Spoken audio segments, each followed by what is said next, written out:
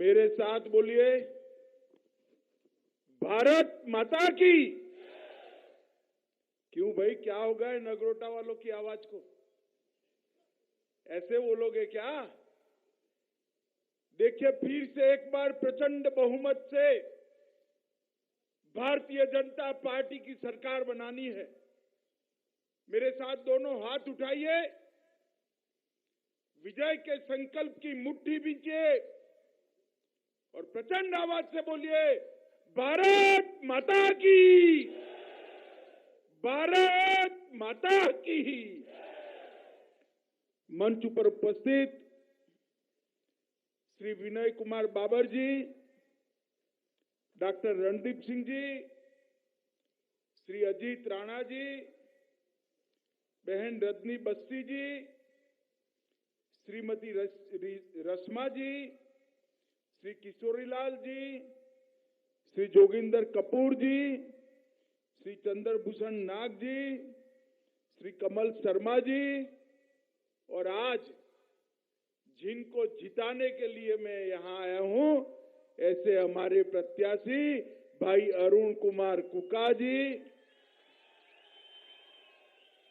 और नगरोटा की इस पवित्र भूमि पर आए हुए प्यारे भाइयों, बहनों, माताओं और मेरे जिगर के टुकड़े जैसे युवा मित्रों, आप सभी को नमस्कार। मित्रों, सबसे पहले मैं इस देवभूमि को प्रणाम कर मेरी बात की शुरुआत करना चाहता हूं। महाशक्ति मां नैना देवी जी के चरणों में शीश झुकाकर नमन कर मेरी बात की शुरुआत करना चाहता हूं। पूरा देश यह हिमाचल को देवी देवताओं की भूमि के रूप में जानता है, देवभूमि के रूप में जानता है। मगर मैं हमेशा कहता हूं, मेरा ये हिमाचल सिर्फ देवभूमि नहीं है, ये हिमाचल वीर भूमि भी है और वीरों की भूमि। मैं यहां की वीरांगना माताओं को सत सत प्रणाम करना चाहता हूं, जिन्होंने देश की सीमाओं की सुरक्षा के लिए देश में आबादी के अनुपात में सबसे ज्यादा बेटे भेजकर मां भारती को सुरक्षित रखने का काम किया है। यहां की वीर माताओं ने अपने नौनिहालों को कुर्बानियां देने की शिक्षा दी है और इसी का परिणाम है कि वजीर राम पठानिया जी हो, पहले परमवीर चक्र मेजर सोमनाथ शर्मा हो, या दांतों तले उंगली दबाते रह जाए ऐसे वीर पराक्रमी कैप्टन विक्रम बत्रा हो, ये यही भूमि ने पैदा किए। और इसलिए पूरा देश इस भूमि का ऋणी, और इस भूमि पर आकर मैं आज हिमाचल के नगरोटा में आप लोगों को एक बात करने आया हूं। माताओं, भाइयों, बहनों, आपका एक वोट ये समझकर मत देना कि आपका ये वोट भाई अरुण कुमार को एमएलए बनाएगा, जयराम ठाकुर को मुख्यमंत्री बनाएगा।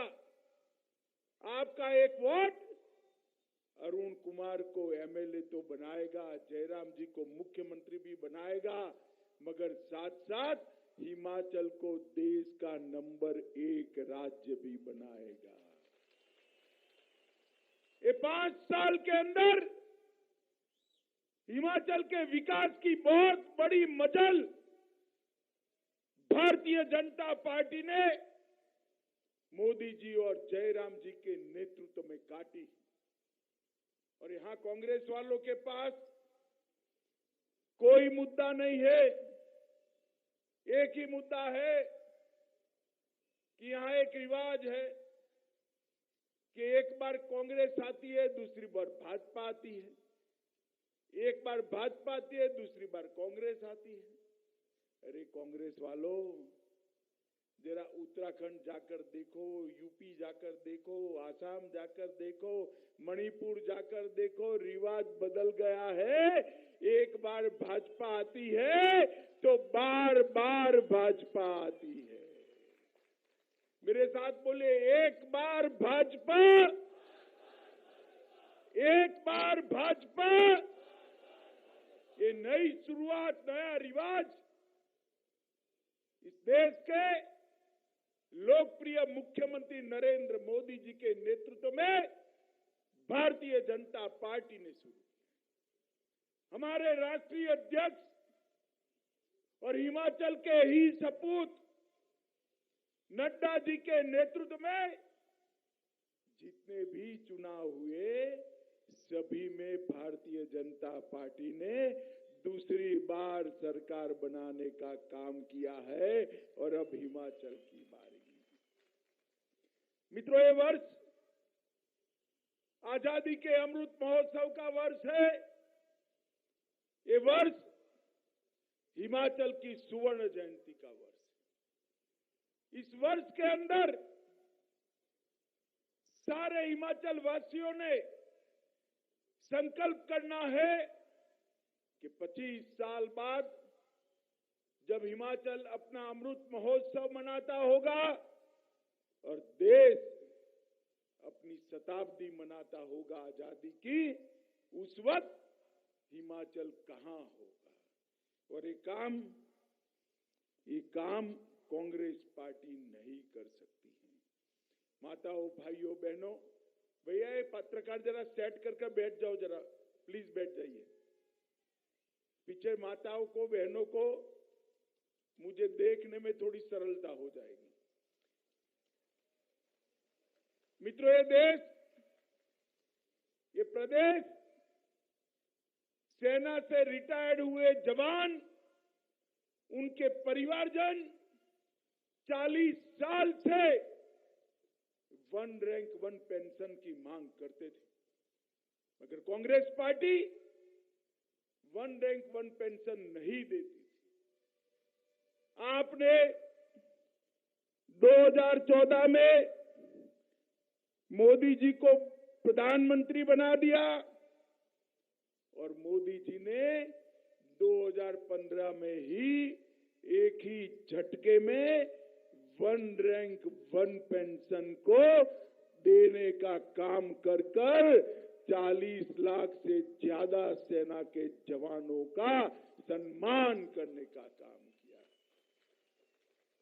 41,000 करोड़ से ज्यादा राशि रिटायर्ड जवानों के बैंक अकाउंट में ज्यादा जमा हो गई है। मित्रों, ये काम भारतीय जनता पार्टी ने किया है।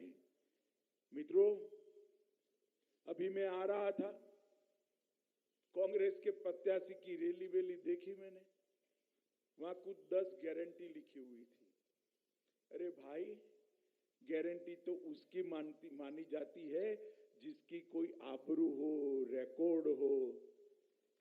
आपकी गारंटी को कौन मानेगा? 10 साल तक सोनिया मनमोहन की सरकार चली, 12 लाख करोड़ के घपले, घोटाले, करप्शन करने का काम किया और आज गारंटी दे रहे हो हिमाचल की भोली भाली जनता को। आपकी गारंटी को हिमाचल में कोई नहीं मानता। मान रहे हो भाई? जरा जोर से बोलो, मान रहे हो? मैं आपको बता देता हूं हिमाचल वालों, कांग्रेस के समय में घोटाले गिनना मुश्किल है और भाजपा के समय में घोटाले ढूंढना मुश्किल है। ये दो पार्टियों का चरित्र है। भारतीय जनता पार्टी आज इस प्रकार से शासन कर रही है कि हर व्यक्ति को विकास के लिए कोई मांग ही न करनी पड़े।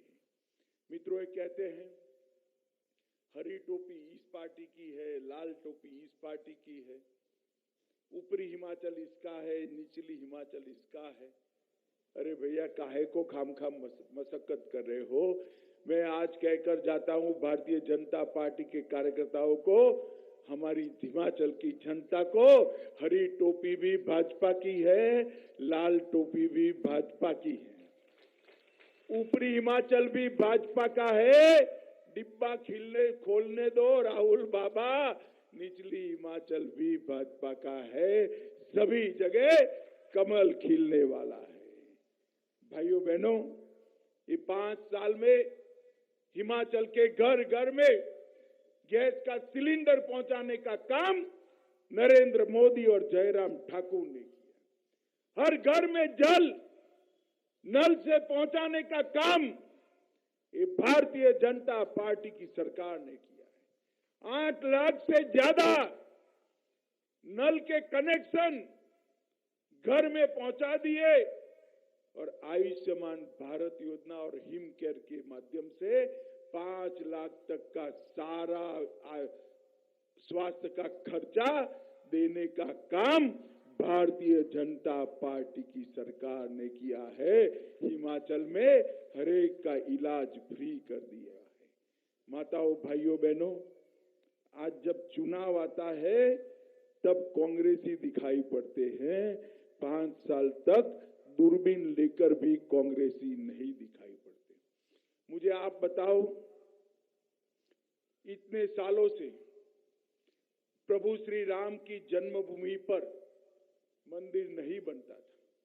बाबर ने तोड़ा था, तब से लेकर आज तक लाखों लोगों की जान गई, करोड़ों लोगों का आस्था केंद्र धस का तस पड़ा था। मंदिर बनना चाहिए या नहीं बनना चाहिए? जोर से बोलिए, बनना चाहिए या नहीं बनना चाहिए?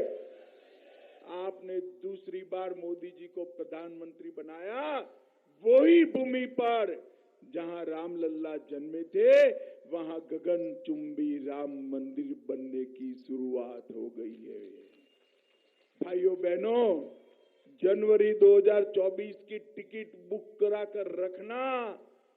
जनवरी 2024 में वहां पर भव्य राम मंदिर खड़ा होगा, अंदर रामलल्ला विराजमान होंगे। अभी उज्जैन में महाकाल तीर्थ क्षेत्र का उद्धार किया। सोमनाथ मंदिर, एक बड़ा कॉरिडोर बन रहा है। बद्रीधाम, केदारधाम, गुजरात में अंबा का मंदिर, पावागढ़ में मां काली का मंदिर, ये सारे हमारे तीर्थ स्थानों को बढ़ावा देने का काम भारतीय जनता पार्टी ने, हमारे नेता नरेंद्र मोदी जी ने किया है। जहां तक यहां की बात है, 365 करोड़ के पीडब्ल्यूडी के और 150 करोड़ के जल आपूर्ति के काम एक ही क्षेत्र के अंदर जयराम ठाकुर जी ने किए हैं। आर्किटेक्चर की कॉलेज नगरोटा बागवा के लिए 6 करोड़ रुपया देने का काम किया। बरोह में गवर्नमेंट डिग्री कॉलेज बनाने का काम किया। 4.5 करोड़ रुपए से संयुक्त कार्यालय भवन बागवा में बनाने का काम किया। इसके साथ साथ 5.5 करोड़ रुपए से आईटीआई भवन सेरा थाना का उद्घाटन भी हो चुका है और 26 करोड़ की लागत से नगरोटा बगवा में बालिका छात्रावास और फार्मेसी कॉलेज बनाने का काम भी उसका शिलान्यास हो गया है। मैं कांग्रेस वाले भाइयों को कहना चाहता हूं, भाई जरा हिसाब किताब लेकर आइए। ये हमारे धर्मशाला को स्मार्ट सिटी बनाने का काम किया। पठानकोट मंडी को 4 लेन बनाने का काम किया। चनौर औद्योगिक क्षेत्र में, देहरा में औद्योगिक क्षेत्र विकसित किया। देहरा सेंट्रल विद्यालय बनाया। कांगे पर पेयजल परियोजना 300 करोड़ की बनाई। और माताओं बहनों, आप जरा जोर से ताली बजाना। 1,38,000 माताओं के घर में गैस का सिलेंडर और चूल्हा भेजने का काम ये भारतीय जनता पार्टी की सरकार ने किया। मित्रों, हिमाचल के 30 लाख से ज्यादा लाभार्थियों को प्रति व्यक्ति प्रति माह 5 किलो अनाज फ्री में देने का काम ये भारतीय जनता पार्टी की नरेंद्र मोदी सरकार ने किया। हिमाचल की बात करें, बिलासपुर के अंदर 1500 करोड़ के खर्च से एम्स बनाया। भगवान करे कोई बीमार न पड़े, मगर पड़ जाए तो किसी को दिल्ली या चंडीगढ़ जाने की जरूरत नहीं है, हमारे बिलासपुर में ही एम्स बन गया है। चंबा, नाहन और हमीरपुर ये मेडिकल कॉलेजों का उन्नयन किया। लगभग 48 अस्पतालों में ऑक्सीजन के प्लांट लगाए। एक बहुत बड़ी ग्लोबल इन्वेस्टमेंट समिट कर मैं ही आया था। 41,000 करोड़ रुपए का इन्वेस्टमेंट हमारे हिमाचल में लाने का काम मुख्यमंत्री जयराम ठाकुर ने किया है। बल्क ड्रग पार्क बनाया, मेडिकल डिवाइस पार्क बनाया। और मित्रों, मैं आज पूछना चाहता हूं आपको, आप मुझे बताओ भाई, धारा 370 हटनी चाहिए थी या नहीं हटनी चाहिए थी? ऐसे सुना ही नहीं पड़ता भाई, जरा जोर से बोलो, हटनी चाहिए थी या नहीं हटनी चाहिए? एक कांग्रेस पार्टी जवाहरलाल नेहरू की एक गलती को गोद में बच्चे की तरह 65 साल तक सिलाती रही। नरेंद्र मोदी जी ने 5 अगस्त 2019 को संविधान से धारा 370 और 35A को हटाकर कश्मीर को हमेशा के लिए भारत के साथ जोड़ने का काम किया।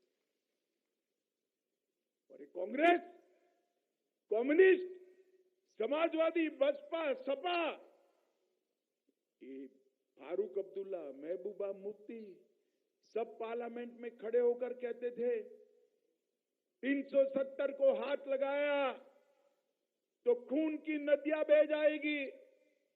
अरे राहुल बाबा, खून की नदियां छोड़ो, किसी की कंकर चलाने की हिम्मत नहीं हुई है, कंकर चलाने की हिम्मत नहीं। 10 साल तक ये सोनिया मनमोहन सरकार थी। आए दिन पाकिस्तान से आलिया, मालिया, जमालिया घुस जाते थे, हमारे जवानों के सर काट कर ले जाते थे, उसको अपमानित करते थे। देश का प्रधानमंत्री मौन धारण कर बैठा था, कुछ नहीं बोलते थे। मोदी जी की सरकार आई, फिर से एक बार उरी और पुलवामा में पाकिस्तान ने हिमाकत करी, मगर इस बार पाकिस्तान भूल गया कि सरकार बदल गई है। ये कांग्रेस की सरकार नहीं है, भारतीय जनता पार्टी की सरकार है। और मौनी बाबा मनमोहन सिंह प्रधानमंत्री नहीं है, नरेंद्र मोदी प्रधानमंत्री है। मित्रों, 10 ही दिन के अंदर सर्जिकल स्ट्राइक और एयर स्ट्राइक कर पाकिस्तान के घर में घुसकर आतंकवादियों से बदला लेकर हमारे सेना के जवान भारत माता की जय के जयकारे के साथ वापस आए। और पूरे देश भर से दुनिया को एक संदेश चला गया कि भारत की सीमा और भारत की सेना इसके साथ खिलवाड़ नहीं करते, वरना नतीजे भुगतने पड़ते हैं, नतीजे भुगतने पड़ते हैं। नरेंद्र मोदी जी ने देश को सुरक्षित करने का काम किया है। मित्रों, आज मैं आपको बताना चाहता हूं, मोदी जी ने दुनिया में देश का सम्मान बढ़ाया है, भारत के प्रधानमंत्री का रुतबा बढ़ा है। रूस और यूक्रेन के बीच में युद्ध हो गया, हजारों बच्चे हमारे यूक्रेन में फंसे हुए थे। सबको चिंता थी बच्चे कैसे वापस आएंगे, दोनों ओर से गोलीबारी चल रही थी, बम डाले जा रहे थे, मिसाइल छोड़े जा रहे थे। मोदी जी ने दोनों राष्ट्राध्यक्षों को फोन किया कि भाई हमारे बच्चे फंसे हैं, कृपया 2 दिन आप ये लड़ाई बंद कर दो तो हमारे बच्चे निकल आए। मित्रों, दुनिया में हमने ऐसा नजारा नहीं दिखा। रूस और यूक्रेन दोनों ने 2 दिन युद्ध बंद किया और हमारे बच्चे भारत वापिस आए।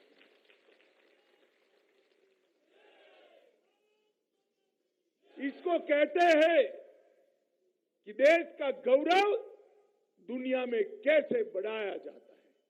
अरे राहुल बाबा, 4 पीढ़ी तक शासन किया, आप महिलाओं को घर में शौचालय नहीं दे पाए थे।